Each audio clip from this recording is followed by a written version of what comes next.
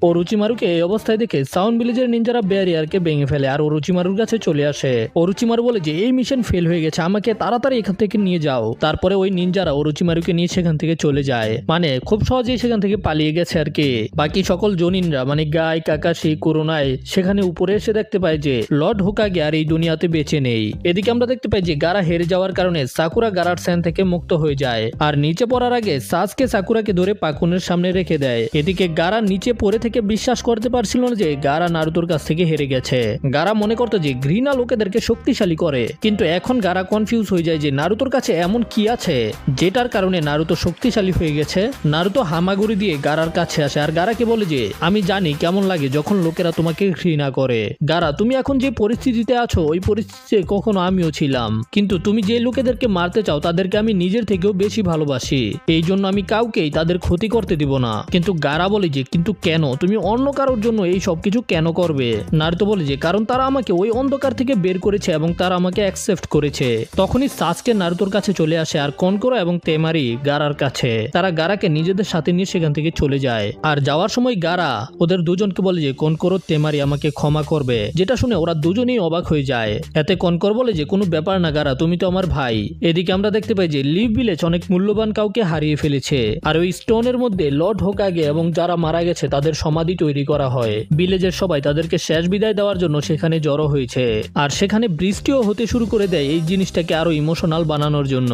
ইরুকা সেন্সে কান্না করছিল আর নারুতো উপরে থাকা লর্ড হোকাগের স্টোন ফেসকে দেখে বলে ইরুকা সেন্সে লোকেরা নিজেদের জীবনকে অন্যদের জন্য স্যাক্রিফাইস কেন করে দেয়। এতে ইরুকা সেন্সে বলে যে যখন কেউ অন্য কাউকে নিজের জীবন থেকেও বেশি ভালোবাসে তখন তারা তাকে রক্ষা করার জন্য নিজেদের জীবনও দিয়ে দেয়। যেমন কি লর্ড হোকাগে, তার জন্য আমরা সবাই অনেক বেশি ইম্পর্টেন্ট ছিলাম, সে আমাদের সবাইকে ভালোবাসতো, এই জন্য সে নিজের প্রাণকে স্যাক্রিফাইস করে দিয়েছে। একাডেমির সবাই লর্ড হোকাগেকে সম্মান জানায় এবং তার সমাধির মধ্যে ফুল রাখে। তখনই বৃষ্টি থেমে যায় আর আকাশের কালো মেঘ সরে যায়। তারপরে ফিউনারাল শেষ হয়ে যাওয়ার পরে সবাই সেখান থেকে যেতে শুরু করে আর একেবারে শেষ মুহূর্তে আমরা দুজন সন্দেহজনক আজব লোককে দেখতে পাই যারা উপর থেকে পুরো ভিলেজের উপরে নজর রাখছিল। তাদের মধ্যে থেকে একজন বলে যে কত সময় পার হয়ে গেছে আমি এই ভিলেজকে দেখেছি। অন্য লোকটা বলে তো তাহলে কি তোমার ভিলেজের কথা মনে পড়ছে? তখন এই লোকটা বলে যে না, একদম না। আর আমরা দেখতে পাই যে এই লোকটার কাছেও শারিঙ্গান ছিল। তো তোমরা অবশ্যই জানাবে যে এই লোকটা কে। পরের সিনে আমরা ওই দুইজন লোককে দেখতে পাই যারা হিডেন লিভ ভিলেজের একটা গেট দিয়ে ঢুকছিল। তখন গেটের গার্ডটা তাদেরকে জিজ্ঞাসা করে যে তারা কোথায় যাইতে চায়, কিন্তু এটা জিজ্ঞাসা করার সাথে সাথেই লোকটা সেখানে ঘুমিয়ে পড়ে। তারপরে তারা দুজনেই কোনো বাধা ছাড়া আবারও ভিতরে চলে যায়। তারপরে আমরা সাসকেকে দেখতে পাই যেখানে সাসকে স্বপ্ন দেখছিল যে যদি সাসকে শক্তিশালী হতো তাহলে সাসকের বাবা মাকে মরতে হতো না। যদি আমি শক্তিশালী হতাম তাহলে আমার বাবা মা এখনো বেঁচে থাকতো, আমার পুরো ক্ল্যান একেবারে শেষ হয়ে গেছে। তখনই সাসকে স্বপ্ন থেকে জেগে ওঠে। অন্যদিকে আমরা দেখতে পাই যে নারুতো একা একাই জঙ্গলে প্র্যাকটিস করছিল। প্র্যাকটিস শেষ করে নারুতো আবারও ভিলেজের মধ্যে ফিরে আসে, যেখানে নারুতো কোনোহামারুকে হোকাগের অফিসের সামনে দাঁড়িয়ে থাকতে দেখতে পায়। তোমরা তো জানোই থার্ড হোকাগে কোনোহামারুর গ্র্যান্ডফা ছিল।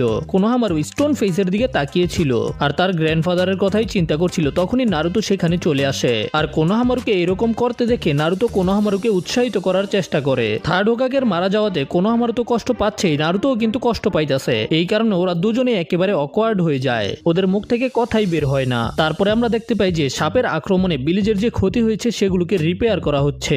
এই কারণে এখন কোনোহামারু তাদের সবাইকে সাহায্য করতে চায় আর কোনোহামারু নারুতোকে বলে যে যেন নারুতো আরো ভালোভাবে ট্রেনিং করে। নারুতো বলে যে ঠিক আছে, আমি ইচিরাকু রামেন খাওয়ার পরে আবারও ট্রেনিং করতে চলে যাব।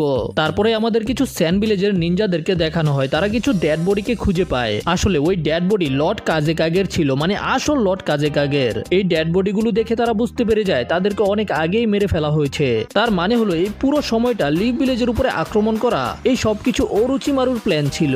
আর এটা জানতে পারার পরে এই নিনজা তো একেবারে অবাক হয়ে যায়। তারপরে আমাদের অরুচিমারুকে দেখানো হয়। অরুচিমারুর অবস্থা একেবারে খারাপ, কারণ হলো অরুচিমারু নিজের হাতগুলোকে আর ব্যবহার করতে পারবে না আর কোনো জুৎসুও করতে পারবে না। কাবুটো অরুচিমারুকে বলে যে কি মনে করেছিলেন আপনি এত সহজে সবকিছু করে ফেলবেন? কিন্তু তারপরেও আপনি ভালো করেছেন। 5 জন লিডারের মধ্যে থেকে আপনি 2 জনকে মেরে ফেলেছেন, একজন হলো কাজেকাগে আরেকজন হলো হোকাগে। কিন্তু অরুচিমারু বলে চুপ থাক, আমারে খোঁচা মাইরা কথা বলা বন্ধ কর, তুই কি বুঝতে পারছস? যাই হোক, তারা ভিলেজকে তো ধ্বংস করতে পারেনি, কিন্তু অরুচিমারু যে সাসকের গলার মধ্যে কার্স মার্ক দিয়ে দিয়েছে সেটাই যথেষ্ট।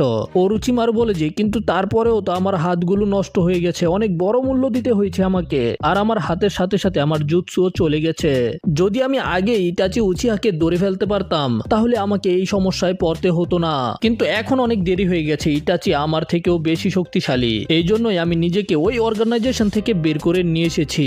তারপরে আমাদের আবারও ওই কাপড় পরা লোকগুলোকে দেখানো হয়, তারা এখানে একজনকে খুঁজে বেড়াচ্ছে, কিন্তু আমরা এখনো জানি না যে কাকে। তারপরে আমাদের দেখানো হয় পারভেজ সেজ মাস্টার জিরায়াকে। মাস্টার জিরায়া তো নিজের রিসার্চ করতে ব্যস্ত ছিল। তখনই সেখানে জিরায়ার কাছে ভিলেজের দুইজন এল্ডার চলে আসে, যাদেরকে জিরায়া ওল্ডম্যান হোমুরা এবং কোহারু সেন্সে বলে ডাক দেয়। জিরায়া তাদেরকে জিজ্ঞাসা করে, আপনারা দুইজন মুরব্বী আমার কাছ থেকে কি চান? যেখানে তারা প্রথমে অরুচিমারুর ষড়যন্ত্র সম্পর্কে আলোচনা করে, যে অরুচিমারু স্যান ভিলেজের কাজে কাগেকে মারার পরে তার রূপ ধরে সবকিছু করেছে, এই কারণে এখন স্যান ভিলেজ পুরোপুরি ভাবে সারেন্ডার করে দিয়েছে। কিন্তু তারা দুজনে জিরায়াকে বলে যে তারা জিরায়ার কাছে অন্য কোনো কারণে এসেছে, তারা জিরায়াকে পরের হোকাগে বানাতে চায়, কারণ জিরায়াই এই ভিলেজের মধ্যে এখন সবচেয়ে স্ট্রংগেস্ট শিনোবি। তারা জিরায়াকে বলে যে যেন জিরায়া ফিফথ হোকাগে হয়ে যায়, কিন্তু জিরায়া তো নিজের রিসার্চে ব্যস্ত। জিরায়া বলে যে যদি আপনারা একজন সানিনকেই হোকাগে বানাতে চান তাহলে তো আরেকজন আছে। তারা সুনাডের কথা ভুলে যাচ্ছে, কিন্তু তারা তো জানেই না যে সুনাডে কোথায় আছে। এই কারণে জিরায়া বলে সে নিজে সুনাডেকে খুঁজে বের করে আনবে। জিরায়া বলে আমার মতো লোফারের থেকে ভালো হইব যদি আপনারা সুনাডেকে হোকাগে বানান। তারা দুজনে জিরায়াকে বলে জিরায়ার সাথে তারা 3 জন আনবু ব্ল্যাক অপসের মেম্বারকে পাঠাবে সুনাডেকে খুঁজে বের করার জন্য। কিন্তু জিরায়া বলে যে না দরকার নেই, আমি একাই যথেষ্ট, কিন্তু তোমরা আমার সাথে নারুতোকে পাঠাতে পারো। এরপরে আমরা রামেন শপের মধ্যে নারুতোকে দেখতে পাই, আর নারুতোর সেখান থেকে চলে যাওয়ার পরে আমরা কাকাশিকে দেখতে পাই। কাকাশিও রামেন শপের বাইরে দাঁড়িয়েছিল, আর ঠিক ওই সময় সেখানে আসুমা এবং করোনায় আসে। কাকাশি এদের দুজনকে দেখে জিজ্ঞাসা করে তোমাদের মধ্যে কি চক্কর চলতেছে নাকি? আর এটা শুনে করোনায় লজ্জা পেয়ে যায়। আসুমা সেন্সে কাকাশিকে জিজ্ঞাসা করে তুমি এখানে দাঁড়িয়ে দাঁড়িয়ে বই পড়ছো কেন? এতে কাকাশি বলে আমি এখানে একজনের সাথে দেখা করতে এসেছি। আর আমরা তখন রামেন শপের ভিতরে ওই কিমোনোকে দেখতে পাই। কাকাশি আরো বলে আমি সাসকের জন্য অপেক্ষা করতেছি। আর কাকাশিকে এইরকম ভাবে কথা বলতে দেখে আসুমা এবং করোনায়ও সাবধান হয়ে যায়। ঠিক তখন সেখানে সাসকে এসে কাকাশিকে জিজ্ঞাসা করে আপনি এত সকাল সকাল আইসা পড়ছেন? আর তার পরের মুহূর্তে আমরা দেখতে পাই যে রামেন শপের ভিতরে বসে থাকা লোকগুলো সেখানে নেই। ও সরি এটা রামেন শপ ছিল না, এটা ডাম্পলিং এর শপ ছিল। করোনায় এবং আসুমা সেন্সে সেখান থেকে চলে যায়। ওই আজব দুইজন লোক নদীর পার দিয়ে যাচ্ছিল, তখনই তাদের সামনে করোনায় এবং আসুমা সেন্সে চলে আসে। আসমা জিজ্ঞাসা করে যে তোরা কইতে আইছস রে, আর তোরা এই ভিলেজের ভিতরে কেমনে ঢুকলি? তখন তাদের মধ্যে থেকে একটা লোক জবাব দেয় যে অনেক সময় পার হয়ে গেছে আসুমা। করোনায় আসুমা বলে তুই আমাদের নাম জানোস, তার মানে হলো তুই এই গ্রামের একজন নিনজা। আর তারপরেই তাদের মধ্যে থেকে একটা লোক নিজের মাথার টুপিকে খুলে ফেলে। আর আসুমা বলে যে তাহলে তুই হলি ইটাচি উচিহা, মানে এটাই হলো গাইস সাসকের বড় ভাই, যাকে মারার জন্য সাসকে এত পরিশ্রম করতেছে। ইটাচির সাথে যে লোকটা ছিল সে বলে যে তাহলে আমারও নিজের পরিচয় দিতে হবে তাই না? আমার নাম হলো কিসামে হোশিগাকি। আর করোনা এবং আসুমা জানে যে কিসামে কে। কিসামে হলো হিডেন লিভ ভিলেজের একটা নিনজা আর অনেক বড় ক্রিমিনাল। আসুমা ইটাচিকে বলে তুই যা করছস তারপরেও এই ভিলেজের মধ্যে আইছস, তোর তো সাহস কম না? ইটাচি বলে আমি তোমাদেরকে সাবধান করছি, আমাদের কাজের মধ্যে নাক গলাইতে আইসো না, যদি আসো তাইলে আমার তোমাদেরকেও মারতে হবে। তখন আমরা আসুমার কাছ থেকে আবারও জানতে পারি যে ইটাচি নিজের পুরো পরিবারকে মেরে ফেলেছে। আসুমা তাদেরকে আবারও জিজ্ঞাসা করে যে তোরা ভিলেজের মধ্যে কি নিতে আইসস এই ডাকো। তখনই কিসামি নিজের তলোয়ার বের করে লড়াই করতে রেডি হয়ে যায়, আর ইটাচিকে বলে যে আমি কি এদের দুজনকে মাইরা ফেলবো? ইটাচি বলে যে আমরা লড়াই না করে তো এখান থেকে এখন যেতে পারবো না। আর তারপরে এদের মধ্যে লড়াই শুরু হয়ে যায়। কিসামে আসুমা সেন্সের উপরে আক্রমণ করে, আসুমা সেন্সে যেটাকে ব্লক করে ফেলে, আর করুনাই সেন্সে জ্ঞানজুৎসু করে ইটাচির উপরে। তখন ইটাচি নিজের শারিঙ্গানকে অ্যাক্টিভ করে ফেলে। তখনই কিসামে নিজের তলোয়ার দিয়ে আসুমা সেন্সের হাতের মধ্যে আক্রমণ করে দেয়, যে কারণে আসুমা সেন্সের হাত থেকে রক্ত বের হয়ে আসে। আর তারপরে আমরা দেখতে পাই যে ইটাচিকে একটা গাছ জড়িয়ে ধরতাছে আর কিসামেকে বালুয়ে ঢেকে ফেলতাছে। তখনই গাছ থেকে করোনায় বের হয়ে ইটাচিকে মারতে যায়, কিন্তু তার পরের মুহূর্তেই করোনায় দেখতে পাই যে করোনায়কে গাছ জড়িয়ে রেখেছে, আর ইটাচি তো করোনায়ের সামনে দাঁড়িয়ে রয়েছে। এই লেভেলের জ্ঞানজুৎসু আমার উপরে কাজ করে না। করোনায় তখন বুঝতে পারে যে ইটাচি জ্ঞানজুৎসু রিফ্লেকশনের ব্যবহার করেছে, যে কারণে করোনায় নিজের জ্ঞানজুৎসুর মধ্যে নিজেই আটকা পড়ে গেছে। আর যখন ইটাচি করোনায়ের উপরে আক্রমণ করতে আসে তখন করোনায় নিজের ঠোঁটের মধ্যে কামড় দিয়ে ওই জ্ঞানজুৎসু থেকে মুক্ত হয়, কিন্তু তারপরে ইটাচি লাথি মেরে করোনাইকে নদীর মধ্যে ফেলে দেয়। কিন্তু তারপরে ইটাচিও তার পিছনে চলে আসে। ঠিক তখনই আমরা কাকাশির কণ্ঠ শুনতে পাই। কাকাশি বলে যে তোরা অনেক কিছু কইরা ফেলছস, কিন্তু এখানেই তগর সীমানা শেষ হবে। এদিকে কিসামে লাগাতার আসুমা সেন্সের উপরে অ্যাটাক করছিল, যেগুলোকে সে বারবার ডজ করে। আসুমা সেন্স একটা অ্যাটাক করে যেটা কিসামে ডজ করে, কিন্তু পরেই দেখতে পাই যে কিসামের গাল কেটে গেছে। কিসামে দেখতে পাই যে আসুমা চাকরা ব্লেডের ব্যবহার করে। কিসামে তখন ওয়াটার স্টাইল জুৎসুর ব্যবহার করে আসুমার উপরে আক্রমণ করতে যায়, কিন্তু তখন কাকাশি ঠিক একই জুৎসুর ব্যবহার করে সেটাকে ডিফ্লেক্ট করে। কিসামে বলে সে তো একই জুৎসু ব্যবহার করেছে যেটা আমি ব্যবহার করেছি। আমরা দেখতে পাই যে সেখানে দুইটা কাকাশি, একটা কিসামের কাছে আরেকটা হলো ইটাচির কাছে। ইটাচি বলে কাকাশি এটা তুমি, আর এখানে এখান থেকেই সিন শিফট হয়, যেখানে আমরা দেখতে পাই যে নারুতো রামেন খাইতেছে, আর তখনই পারবি সেন্সে মানে জিরায়া সেন্সে সেখানে আসে আর কি। তো বন্ধুরা, তোমাদেরকে আমি এখন একটা ইনফরমেশন দিয়ে দিই। আমরা এখন পর্যন্ত 81টা এপিসোড শেষ করছি। জিরায়া সেন্সে নারুতোকে বলে যে নারুতো জিরায়া সেন্সের সাথে একটা জার্নিতে যাবে। নারুতো বলে কি, আমার কেন আপনার ফালতু রিসার্চ জার্নির মধ্যে যেতে হবে? জিরায়া সেন্সে বলে দেখ, আমি কোনো সাধারণ রিসার্চ করব না, আমাকে একটা মহিলাকে খুঁজে বের করতে হবে। নারুতো বলে তাহলে আমার বাদ দেন, আমি কোনো মহিলারে খুঁজে বের করতে চাই না, আমার ট্রেনিং করতে যাইতে হইব যেন আমি সাসকের থেকে শক্তিশালী হইতে পারি। জিরায়া বলে তুই আবার কি ট্রেনিং করস? কাকাশি সেন্সে আমাকে কোনো স্পেশাল জুৎসু শিখাবে যেমন চিডুরি? আর নারুতো মনে মনে চিন্তা করে কাকাশি সব সময় সাসকে কে শিখায় কেন?